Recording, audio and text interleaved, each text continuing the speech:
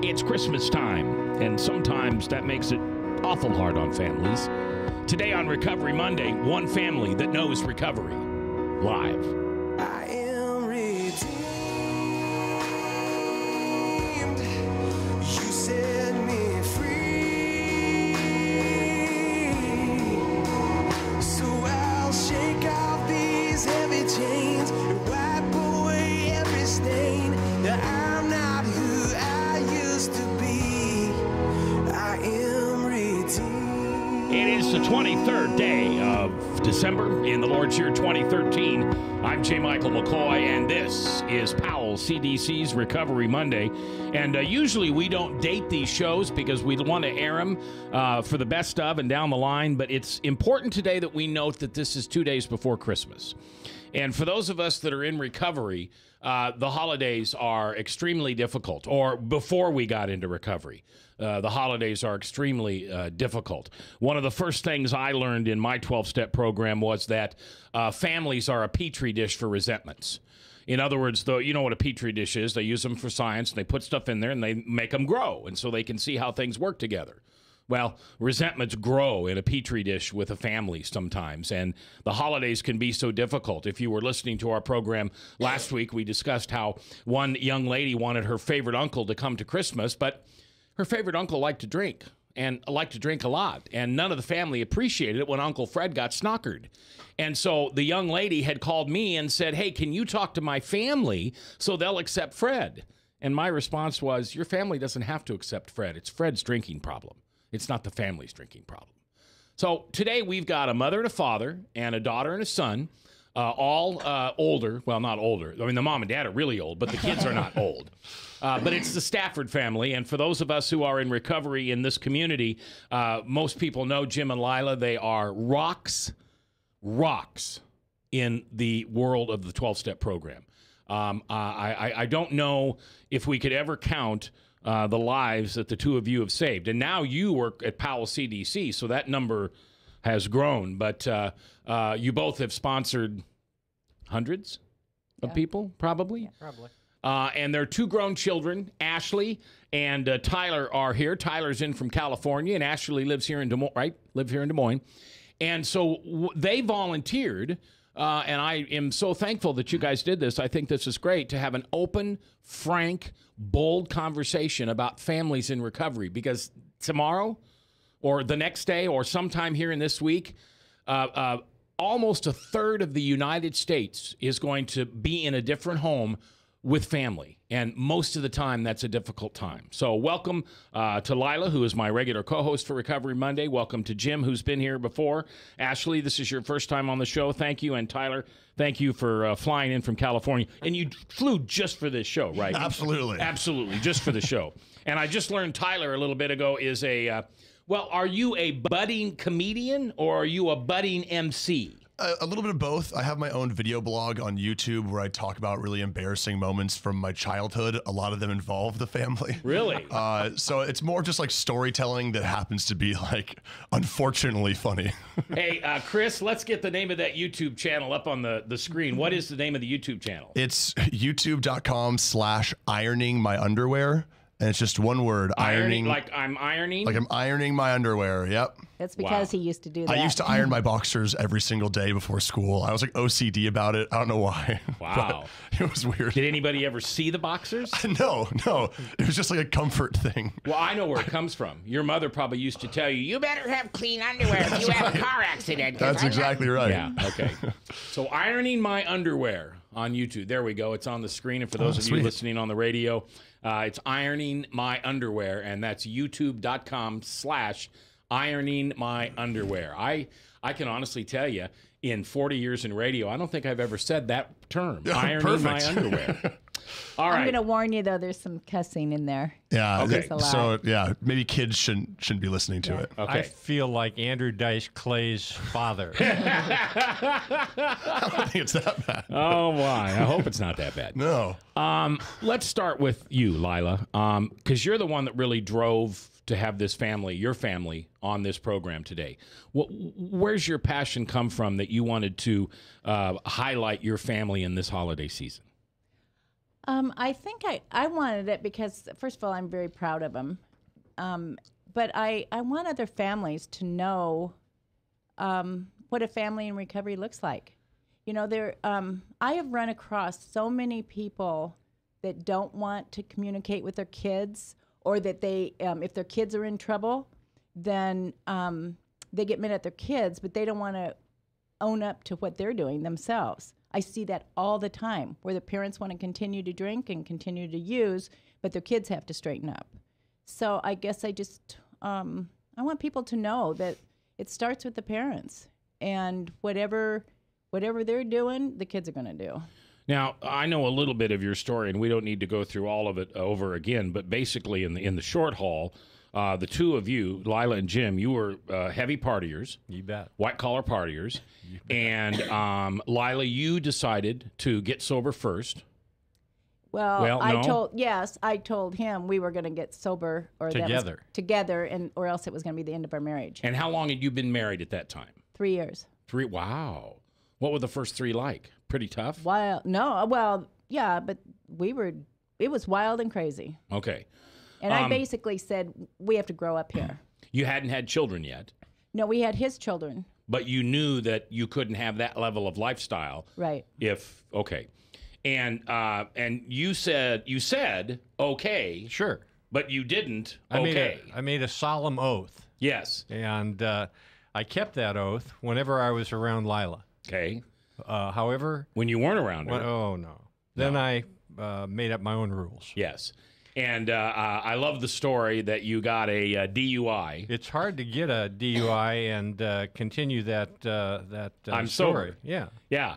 And so Lila was out of town, and you sent her a letter via FedEx. I did. I sent her a FedEx. I was going to be pretty dramatic, and I'd also already attended a first AA meeting, and I wanted her to know that, that I was serious this time. I told her several other times I was going to quit drinking, but always tried to do it on my own.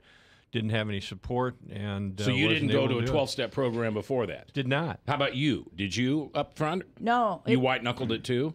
It wasn't white knuckle for me. I was so angry at him that I was going to show him this is how you do it. So, and that lasted for a couple years, right? Yeah, exactly. What was the marriage like during that time? I mean, I know you pretty well. I don't want you mad at me. I just don't think that'd be fun. I don't think that just comes out every once in a while. Oh, by the way, Mom's still pissed. I don't think that's the way it works with Lila. Well, yeah, it's true.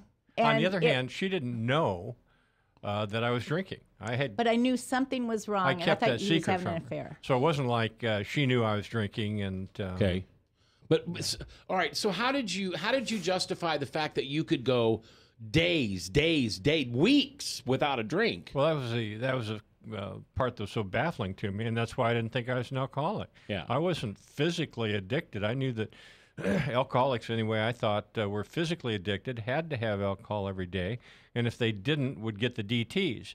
I didn't know anything about the mental obsession. Right. I didn't understand that you could be obsessed mentally to this thing, and that would drive you to crazy type of drinking too. Did you hide liquor in the house or in the garage or in the car? My work called for me frequently to be out of town, and I was in a business that there was a lot of entertaining and partying, and so I didn't think there really was anything crazy about my drinking. Did you seek opportunities to go out of town? Probably. Okay. Yeah. Okay. When I really look at it, probably.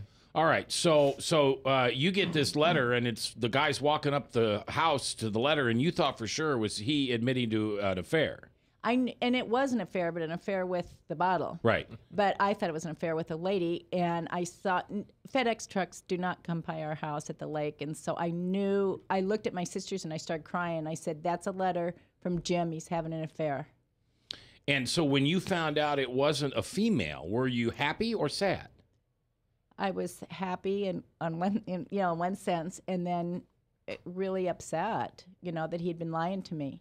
And that, I will tell you, it took a long time to get over that lying part. I don't like people lying to me. Right. So at one point when he was really good in recovery, and by the way, Lila, nobody likes to be lied. I don't want to make you feel too special here, but nobody's ever going to say, "I just love it when people lie to me. It's my big thrill." Anyway, no, I forgot what I was going to say. Well, you just Right. hated the fact that he lied, and did you see a difference in the Jim that told you for years I'm not drinking, and now the new guy who said I'm not drinking, or were No. you suspicious? I was suspicious just because, once someone lies to me, then you'll never be at the same level you were before. So I was always suspicious. And this is what I was going to say. At one point, he said, "When are you going to trust me again?" And I said, "How long did you lie?" And he said, 4 years. And I said, "Then ask me in 4 years." Wow. Did you ask her in 4 years? Probably did. I remember how just indignant and angry that I was that she didn't understand after 6 months of sobriety that this was a real deal. Yeah. But I asked my sponsor in the 12-step program, I asked him about that and told him how disappointed I was in my wife, that she wasn't, understanding. And he said, "Well, why would she? Why would she think that? You lied to her for years. It's going to take years to regain that trust." And I think that's something for recovering people to understand, too, that trust doesn't come back immediately. It takes time. Lila, do you realize, though, that part of your story is so valuable to every other couple in the world? That may have happened for a purpose. Mm-hmm. Because there are couples out there who both drink who probably, maybe it's the man, maybe it's the woman, but they have experienced this. Yeah. So, all right. Ashley, congratulations. You've been married now for what, about a year? A year and a half? Well, no, not even a year and a half. It's been a year this past October. Okay, yeah. October what? 13th. Okay, good. I was just testing you. And how long have you been in a 12-step program? It's been about 4.5 years. This coming February will be 5. Okay. Now, are you like your mom? Do you like throw stuff and get mad at people? No. Well, I beg to differ. To me, the obvious question, and don't take offense by this, please, is I would think that the last thing you would want to do is ever test your tolerance to alcohol. Yes, but I also don't like people telling me what to do. And so having my parents, I grew up with my parents telling me that I was, I had alcoholic genes in my family and everything else. And, I guess I wanted to test it for myself and find out if I really was or if it was something that they were just telling me. Okay. But I will say that I think because of them telling my brother and I about that, I think we waited to drink. Not like that makes it better, but we waited to drink until late. It wasn't like I was, I waited until college to drink, and it only took 2.5 years of drinking to realize that I had a problem. And so you didn't drink high school at all? No. And did you think she did? No. Okay. She didn't think I drank even went to college? when I went to college. No. When did you know she was drinking? When I read on Facebook some of the stuff she was doing. Really? Yeah. I think Okay. so. I think seeing pictures on Facebook. Yeah. That was around the oversharing time of MySpace and Facebook. Yeah, I was just thinking about that. Once again, why would you put that on Facebook? So, Jim, did you ever have any idea that Ashley was drinking when she was drinking? She never exhibited any crazy type of drinking like I did when I was her age. So I thought, she's doing great. Okay. What alcoholic behaviors did you display when you were 9, when you were 14, when you were 19? I've never thought of that. Lila? I can't think so much her. I know Ty has been, he was like addicted to Mountain Dew from the time he was like 5. That's true. I used to ask for Mountain Dew for my birthday. It was just mine, though. No one else could drink it. Yeah. Really? Yeah. Obsessed with things. So, but I don't remember her being that way. Think about that, and when we Yeah. come back from break, because one of the things that I think every alcoholic learns, at least I can, if I speak for me, I realized that I had alcoholic behavior long before I ever took a drink, and I had alcoholic behavior when I wasn't drunk, but yet I still had that alcoholic behavior. It is a couple days before Christmas. Merry Christmas to you. We appreciate you listening today. We know you have lots of choices, but for whatever reason, you're listening to webcast1live.com or 99.3 KTIA. Thanks for listening. We're coming back today on Powell CDC's Recovery Monday.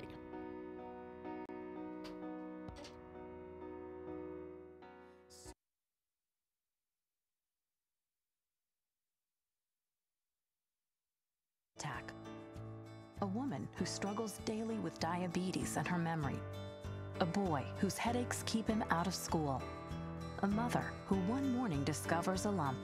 A girl whose condition defies diagnosis. You come to us because you need answers, but you also need more.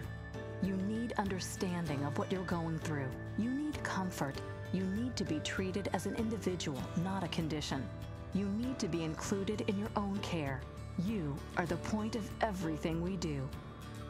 That's why we're changing to Unity Point Health. It's a model of care that will help us work better together, where the physician who knows you best takes the lead, coordinating your care through every step, from the hospital to specialists to rehabilitation to health services in the home and in the community, to making sure the treatments are effective. By working as a team, we surround you with care, helping you manage your health and your conditions, guiding you to making better choices and living a healthier life. The point of Unity is you. Unity Point Health. Hey, psst. Let me let you in on a little secret. You ready? Always try to do business with people, not places. Especially if you seek honest Christian business people. And when it comes to my car, I really need to trust who's working on it. Now, my family is so blessed. A few years ago, we found a family-owned automobile repair shop that operates as a Christian business also.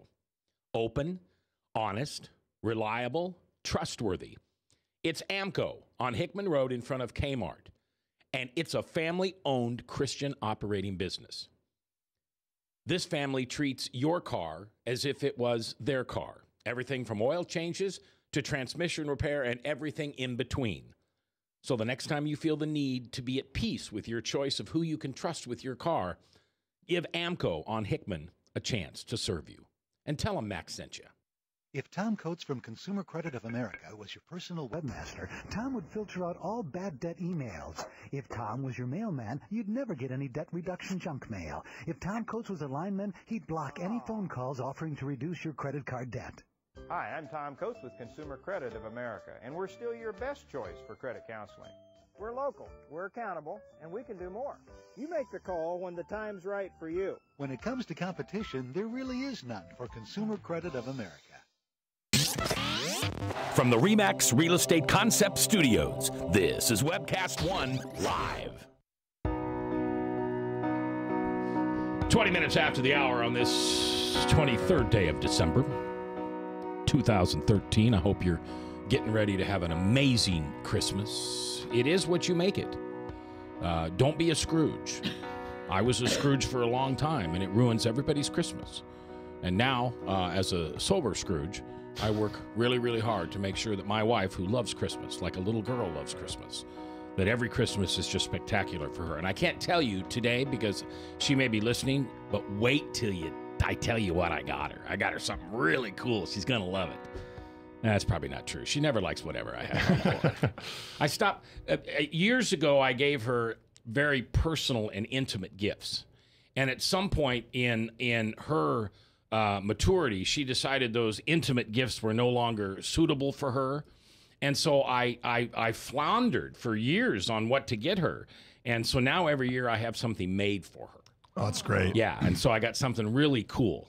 But I can't say it because she's listening probably right now. All right, we have a real treat. A real treat today. We have the Stafford family. Ashley, Tyler, Jim, and Lila. Jim and Lila have been in a 12-step program for 24 years. 24 years. It'll be 28 January 1st. Oh, congratulations. Yeah. Had a tough night that New Year's Eve, huh? Yep. You know that's what everybody thinks when they hear your sobriety date. It's and true, Ashley, though. it'll be 5 years for you coming up. February. But Tyler, you're not in the program. I'm not. How do you explain that? I mean, do you drink? I do. Heavily? I mean, I think I did in college, but like through just seeing my parents and talking about it and seeing the program my entire life, it's been just something that's been on my mind the entire time and making sure that I'm responsible, understand how alcohol works in my system, and continue to make good choices as I've gotten out of that like college lifestyle. Okay. And do you think you have the alcoholic gene? You have just because you were raised in such a good recovery household that you knew how to outsmart it? I don't even think it's outsmarting. You're absolutely right. There's no question that I have an alcoholic gene in me. It's just really being extremely conscious of it. And from my first drink that I ever had to this point, always being conscious about it. And when was your first drink? I think my first drink was like a senior in high school. Okay. And then I didn't really start like actively making like a weekend thing until college. Okay. Now, and both of you answer this for me. That first drink had to be a monumental action on both of your parts, being raised in the family that you were. What was it that created an atmosphere, and I'll start with you, Ashley, that you said, I'm going to try it?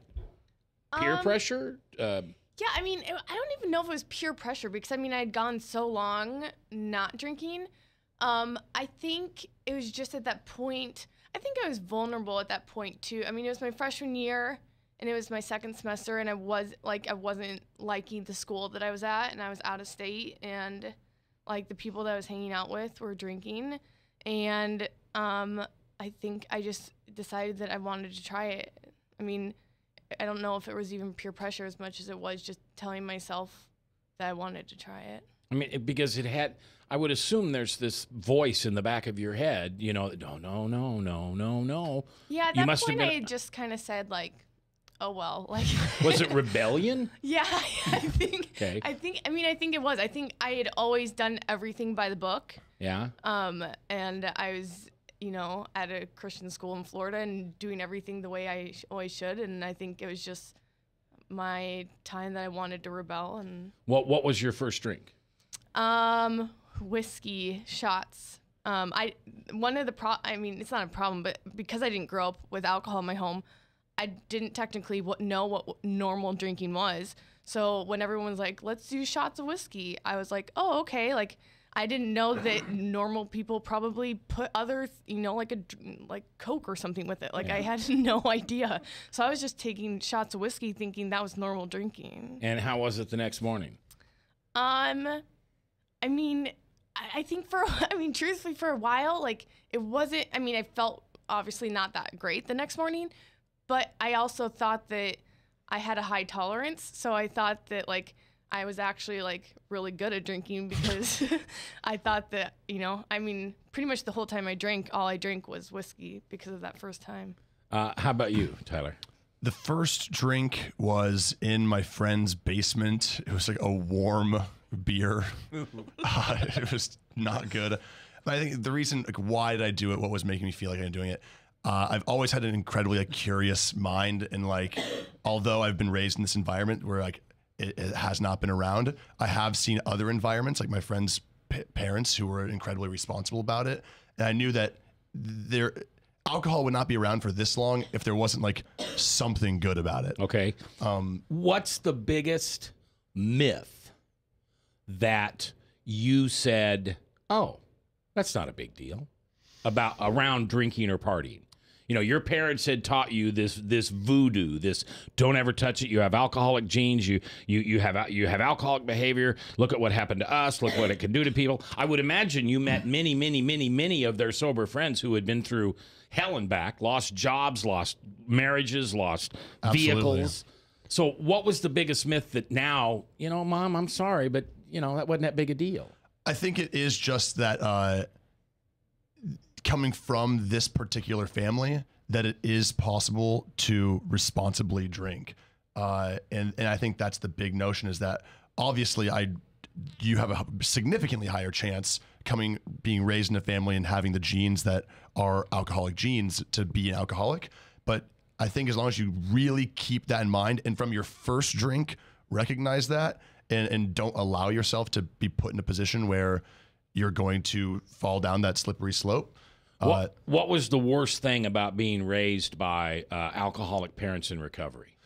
I think I was both Ashley and I were incredibly lucky that we never experienced watching our parents drink. Okay. I talked to my older brother and sister about it, and like Corey's like, he's the oldest, and he's like, Ty, you don't even get it. He's like, you're just so lucky. You don't even have any idea. And so to be honest, like, I think emotionally there's a lot of like weird things that happen in like families that are have alcoholic parents, and that was weird. But I didn't even know it was weird at the time because, you know, that's all I know. That's all I know until I went to other families and realized that like they don't communicate very well. They're not as open about the mistakes that they make and trying to like better themselves. Where your family was? Yeah, very, very open. Too open? Probably. I don't know if too open. Maybe. Yes. Maybe. I don't know how to say it. I've grown up now oversharing my entire life because that's just what we do in the house. And it's come to like bite me in the butt a few times, like oversharing about other things in the real world, and finding that line where like, who is it appropriate to overshare with, and who do I need to like pull back with is probably the. Well, when you're sitting around Thanksgiving, does your mom say, "Hi, I'm Lila. I'm an alcoholic. Pass me the potatoes"?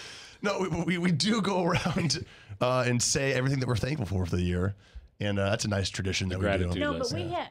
Our house has always been full of recovering alcoholics. Yeah. I mean, I'm either these kids grew up where I'm on the phone talking with people, or Jim's been on the phone. AA meetings in our house. Or people like living with us. People living with us, people spending the night with us, people coming over, sitting at our kitchen table that needed help, and we just sit down and start talking to them. So the language has always been there. Yeah. Do either one of you recall seeing someone unbelievably intoxicated for the first time? And I don't mean in college. I mean around, you know, somebody that came over for the family, or Jim brings a man home or whatever. Not so much coming to the house intoxicated, but you can definitely see people disheveled after like a long night or a bender, or emotionally disturbed from a scenario that happened because of their drinking. And you can just see it not only in the way that they communicate, but also just in the way that they hold themselves and communicate after that. Now, do you, you're not married? No. You don't have a significant other? No. Will you, how do I ask this? Is the person that you will choose to maybe marry, maybe not, but see steadily, what should their consumption be to be okay with you? I've thought about this so much recently, actually, because we grew up with no alcohol in our house. And I think that was so important to me, because if I had grown up in a house with alcohol, I probably would have been experimenting a lot earlier and potentially making worse decisions. And I've been thinking about how I want that to be in my household one day when I have children, and how I'd like to present that and communicate to them that even though like him or myself and my wife drink, we have an alcoholic family and genes. I don't know. I think there is responsible drinking, and it just comes down to, my dad always says, if alcohol ever becomes a problem in your life, you should probably stop drinking. Yeah. And I think that's the case for my significant other. If she has a problem that's stemming from it, then probably shouldn't be doing it. But would you have a serious relationship with a young lady who's in the program? Absolutely. Okay. Absolutely. Would you prefer somebody who was in the program? I'd prefer someone that I am emotionally connected to. So if that means that they're in the program or not, and that's something that I don't see as a stigma or as something that would hold me back from being in a relationship with someone. Because, you know, it is scientifically and socially proven that you do marry someone like your mother. Really? Yeah. Well, it is. I'm sorry, it is. And so your mother, who is very honest, who's very honest, who shares, who is open, who's the program is the most important thing to her. If you met a young lady, one of the things you might be attracted to is that same drive and passion to not only be sober or present, as it said in the program, but also to be so helpful to others. I think you're absolutely right. There's something to be said about people that are in the program and how willing they are to open up to people and to put others first. I think that goes with like being a sponsor and working in that element. But also just that's something I found recently. It's like being in LA, trying to like meet girls. So few people are willing to like open up and actually communicate about how they feel. And I feel like the girls sometimes, I don't know, like gender stereotype, but like feeling like I'm oversharing about how I feel and I can't get anything out of them. Yeah. But Probably if you meet a girl from the Midwest, it's probably going to be a little harmonious. That's whenever exactly what I told him. Whenever I meet Midwest people, it's in general in LA, Yeah. I get so excited. It's Yeah. awesome. Now, Ashley, did you marry? You got married a year ago. Did you marry somebody like dear old dad? Yeah, it's actually creepy how much they're like a mini me of my dad, because my dad actually, we just had Christmas this past weekend, and my dad ended up getting him like a suit that looked with the initials on his like sleeve and literally to a T like him. But yeah, he's pretty much a mini me. What's interesting though is that Nick does drink. Yeah. Oh yeah. Nick, so and you're okay with it? Yes, we have rules in the house. I don't allow hard liquor in the house because that was my biggest problem. I said before with the whiskey. So no hard liquor in the house. And he can have wine or beer in the house, but I literally never even drank wine or beer and never had a problem with it. So I don't have a problem with him having it in the house. I love Nick, Ashley's husband, because he does remind me of myself, and I think that when he was younger, he was probably a little wilder. Yeah. Than you? No. No. Oh, then he is now. No, then he is now. Like when he was in high school, like we always say that if we would have met in high school, we probably would have never been together because he was like wild and crazy, and I like did a lot of stuff. He settled by the books. down. But he's completely settled down. It's the Stafford family, and it's our Christmas gift to you, for you to listen to what happens in a family who grows up in recovery. And we'll continue this conversation when we come back, live here on Recovery Monday, brought to you by Powell CDC. All right. Now, Ty's first time drinking. Heart attack. A woman who struggles daily with diabetes and her memory. A boy whose headaches keep him out of school. A mother who one morning discovers a lump. A girl whose condition defies diagnosis. You come to us because you need answers, but you also need more. You need understanding of what you're going through.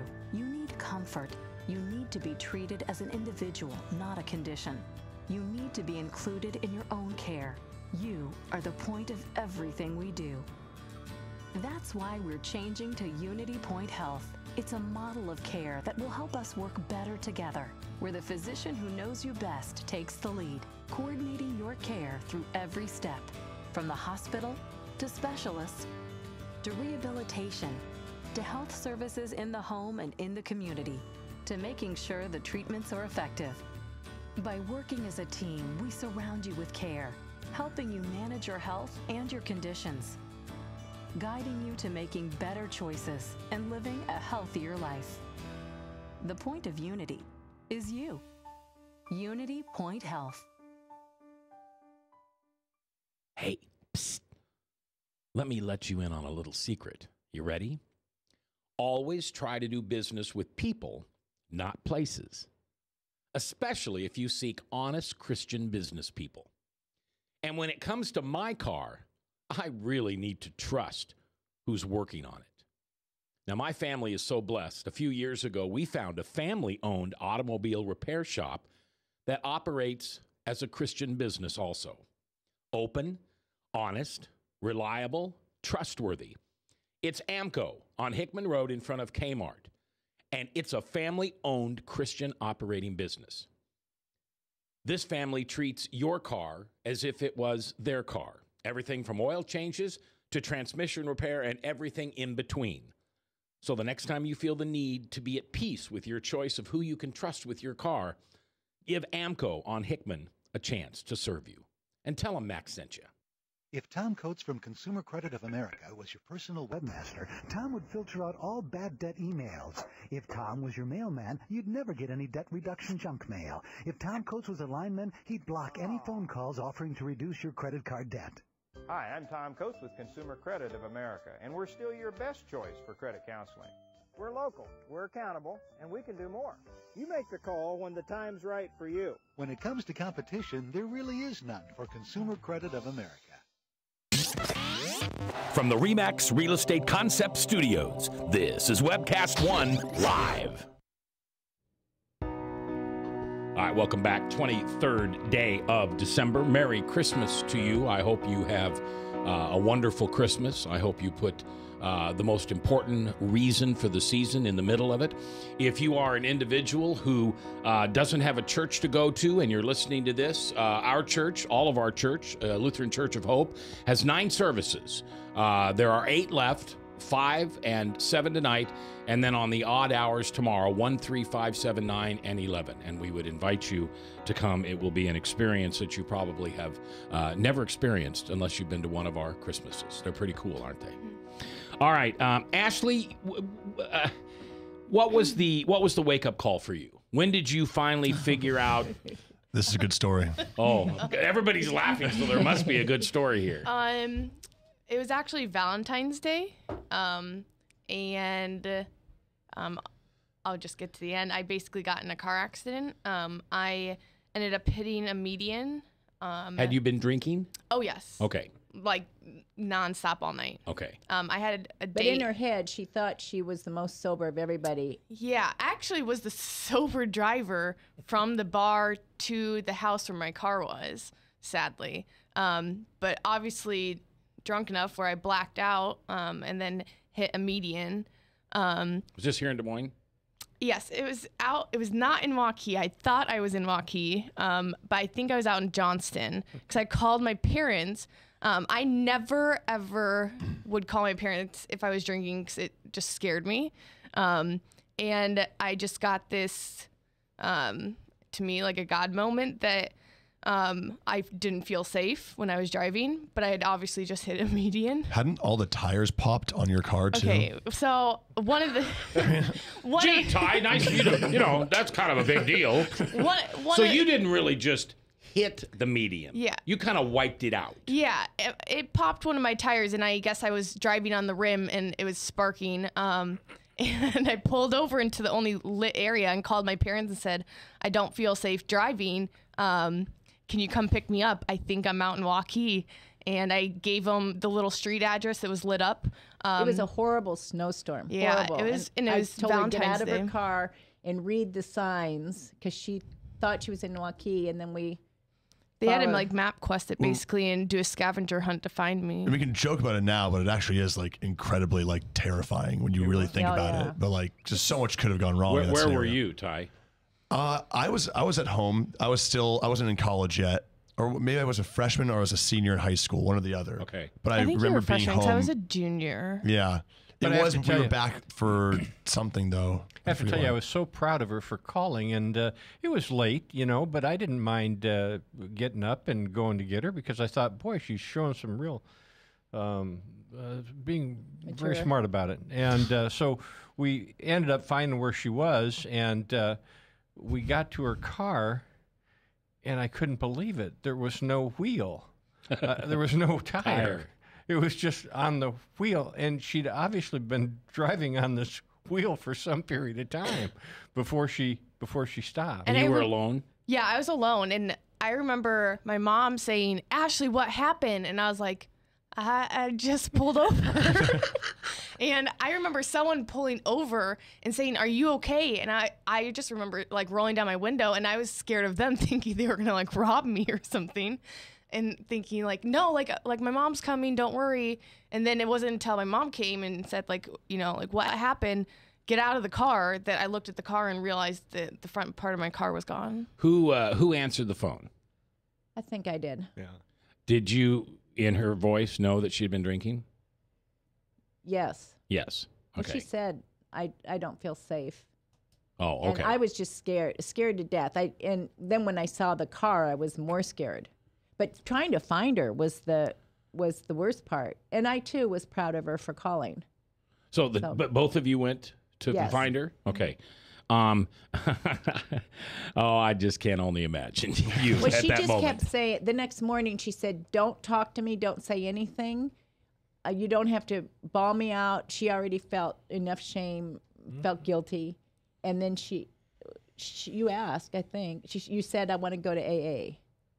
12-step program. Yeah, I mean, I think the next morning it was kind of just, I had already gone through Ty's whole thing of him over drinking and having, like, almost having his stomach pumped, that I saw how my parents handled that the next morning, and I think they were really upset with him. And so I just woke up the next morning knowing that I obviously was in the wrong, and just kind of waking up saying, you know, like, I know I'm probably going to go to a 12-step program. Like, just lead me to which one you're taking me to. When, Ashley, did you realize that you were alcoholic? I mean, the car accident didn't tell you that. I mean, I think I knew I was an alcoholic actually before then. I think Ty had actually brought it up to me before because there's a Facebook photo of me with my eyes rolled behind my head on the floor after drinking, and he called me and he said, do you think that that's normal, A, to even look like that, and B, to post it on Facebook? And I also tried to prove that one of my sorority sisters was an alcoholic, and I brought my video camera out to prove that she was an alcoholic, and the video was of my friend and I drinking the whole time, and like me pretty much passed out on the floor. So I think that was another sign to me that I had a problem. The Staffords are my guests today, Tyler and Ashley, who are brother and sister, who are 2 years apart. Year and a half. Year and a half apart. And Ashley lives here in town with her husband. And Tyler is in L.A., very successful comedian as well as a master of ceremonies. And again, let's put that incredible video language up there. It's youtube.com/ironmyunderwear. Ironing my underwear. Ironing my underwear. Okay. I haven't looked at it yet, but I will tell you now, there is some stuff that's R-rated. So language. Yes. Yeah, language and stuff. So just be careful there. But it's all good-hearted at the end of the day. Yeah, well, Jesus didn't swear, okay, Tyler?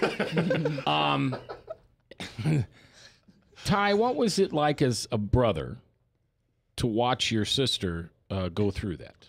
I think it's another thing, too, that really opened my own personal eyes to my own personal drinking. And that was like, so we were both in the Greek system together. And the Greek system in general is very much hinged on drinking. And there are some awesome things about the Greek system. I don't want to like put it down because there were so many great opportunities that it gave me. But you really do see drinking in a totally different world there. And it wasn't until coming to Iowa State, seeing my sister in this sorority and seeing these pictures that I saw, I was like, whoa, like, I've seen some crazy stuff, but like this is like pretty far. And it kind of opened my own eyes to check myself before I wreck myself and start slowing down and consciously being more aware of the way that I was drinking. Now, even though you're the younger brother, you probably felt like the big brother. I mean, it was more just like, at the time I was more just like cracking jokes at her. Like, I didn't know. Like, she'd only been drinking for 2 years at the time, and I wasn't aware that like you could make a decision like that after 2 years. So I was more just like making fun of her and saying that she should stop doing that or stop posting it on Facebook. I was not even fully aware of how severe it was until that car accident. Now, he just used the word severe. Would you use that word? I mean, Jim, you would use that word for your drinking. Absolutely. I'd say severe. Probably you, Lila, you would. I know I would. Yeah. You would say severe? I would definitely say severe because every time I drank, it wasn't I always drank until I was blacked out. Yeah. Every time. Yeah, you didn't drink 3, you drank 9. Until I blacked out. Yeah. Lila, are you happy that she figured this out so young? Yes. It didn't take her long at all. I'm just glad that once that she was okay in that accident. I'm glad. I mean, this sounds weird, but I'm glad she had something that shook her up. Yeah. And she was okay, and then she's been sober ever since. Yeah, her low bottom was not as terrible as so many people seem to suffer through. Right. Okay, we're going to take our last break, and then we're going to come back, and we're going to talk to you at home about some of the things that you might see with family members this weekend and make you aware of some behaviors and hopefully maybe give you some hints on how you can gently maybe help somebody to a 12-step program. And some of the things you're not supposed to say to Uncle Fred, who's under the couch, yawning and then snoring because he's drunk. It isn't because he ate too much turkey, okay? We all know that. We're coming back live on Recovery Monday from Powell CDC.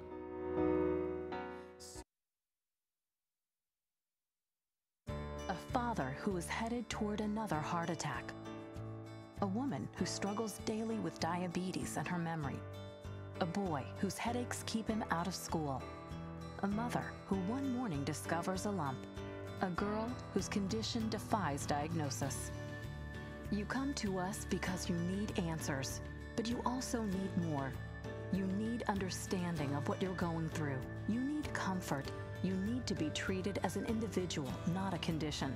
You need to be included in your own care. You are the point of everything we do. That's why we're changing to Unity Point Health. It's a model of care that will help us work better together, where the physician who knows you best takes the lead, coordinating your care through every step, from the hospital to specialists to rehabilitation to health services in the home and in the community, to making sure the treatments are effective. By working as a team, we surround you with care, helping you manage your health and your conditions, guiding you to making better choices and living a healthier life. The point of Unity is you. Unity Point Health. From the RE/MAX Real Estate Concept Studios, this is Webcast One Live.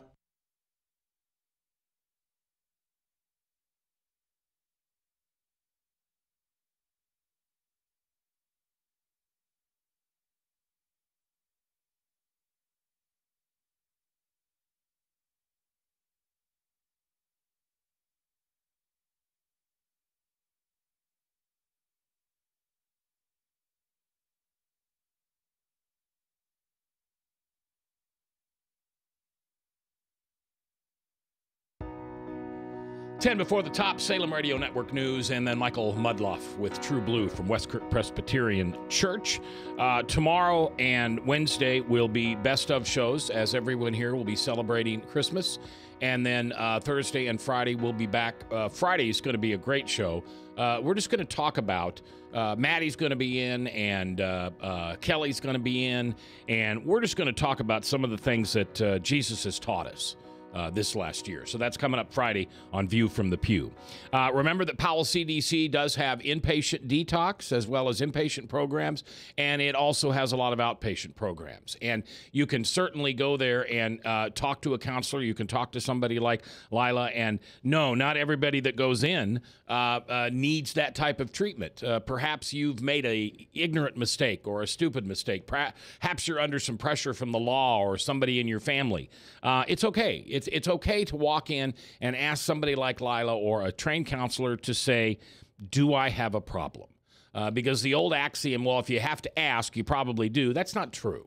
There are a lot of people out there. You know, Ty is a great example of someone who's experimented with alcohol. He was raised in a house in the middle of recovery, so he's learned what to do and what not to do. And he's learned, you know, say the next right thing and all those things that we learn in 12-step programs.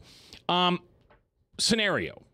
And this is interesting because neither one of you will have ever been around this. Now, Jim and Lila, you have. But what do you do with Uncle Fred, who comes over every Christmas and brings his brown paper bag or brings his cooler or brings his whatever of gin or vodka or bourbon or whiskey and ends up spoiling Christmas, and everybody's walking on eggshells because, you know, if he has one more, he's right there. If he has one more, he's going to go from okay to sloppy to angry. Ty, what do you do with Uncle Fred? Well, I think I've seen this scenario, maybe not in direct family, but with friends, and particularly living in a fraternity for 3 years, you see people that are maybe pushing it a little too far. And the first thing I always think about is not trying to get the big message out while they're drinking, because half the time they're probably not even going to remember it. And a lot of times they're going to put up a wall instantly and not want to actually communicate about it. Okay. So the time to talk about it is either before the drinking begins or after the drinking is completely over, and sit down and have a true, meaningful conversation without accusing anybody of anything. Okay. Ashley, both you and Ty have gone off to college, and in that time you discovered how people drink. What do you do if you're a sophomore, a senior in college, and you go home and what you've learned in college is not just what you're there to learn in college, but you also learn that mom and dad have a drinking problem?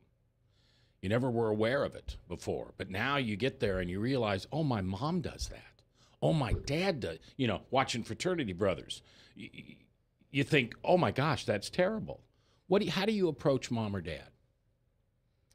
I mean, I think with anything, you have to come from the heart. I mean, I have a good friend whose parents an alcoholic, and, what I've seen her do is, try to get help herself, through programs that can help you with parents that are alcoholics, because I think sometimes you keep wanting them to change, and I think sometimes you have to just be able to know how to handle it yourself. And I think you just need to honestly sit them down and talk about how it's affecting you. I'll tell you what really helps straightening a parent out is when a child or a spouse gets help for themselves, and you know that they're working a program. And like an Al-Anon, like a support program. Absolutely. Ashley started an Alateen program in West Des Moines, but I'll tell you, parents start straightening up when the kids start working that, or a spouse. Yeah. They're usually mad at the beginning. Yeah. But it's sort of like if you're in one of those programs, you just put blinders on and you just take care of yourself. And move forward. Yeah. You also can't come from a place of anger if you do want to say something to them. I know it's really easy to be angry and spiteful at that individual, but if you come to them with that anger, once again, they're just going to retaliate with the same amount of anger. Well, and you made a good point too. You really can't approach someone when they're intoxicated. It doesn't work. The brain isn't listening that way. You wait till the next morning or the next time. And what do you say to Uncle Fred when now he's sober and it's the next day and the destruction's been done? He's naive of it. He has no concept of how he's harmed the family's Christmas one more time. What do you say to Uncle Fred? It's sort of like what we were just talking about during break, the I statements. Yeah, and this is something that I thought was so cheesy when I was younger, but I look on it now and there's a lot of different ways you can phrase it, but never accusing somebody, but using like I feel statements. So like, when you do this, I feel this way. Okay. And it's incredibly hard to argue back to how you feel, because that's just the way I feel. And I think as long as you do it in a respectable way, hopefully in like a comfortable setting, one-on-one, then you can have that open and like heartfelt, like Ashley said, conversation as opposed to an accusation. Now, Ashley, you said that you and your husband, who continues to consume alcoholic beverages, you said you guys have kind of boundaries. What are those boundaries? We have decided, the thing that I think it started with is that I never 100% told him he had to do something, but I told him how I felt, and he said that he really respected that, because then he wanted to be a part of that instead of me telling him like, absolutely no, this, and this. But I said, my biggest struggle was with hard liquor. So for me, for that to be around the house, that will be something that will become an issue.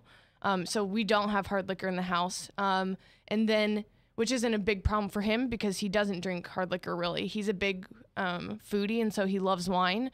And I don't have a problem with that being in the house because I really never drank wine. So it was really just a hard liquor kind of issue. And what do you feel when you and your husband are having an amazing meal that he's prepared or that you've prepared, and it's just the two of you and he's drinking wine? Truthfully, it doesn't bother me, only because I don't know if it's just how I've taught myself. Like, to me, it's almost like him just drinking grape juice, like a grape juice that I can't have. Like, so he doesn't get intoxicated? No. Okay.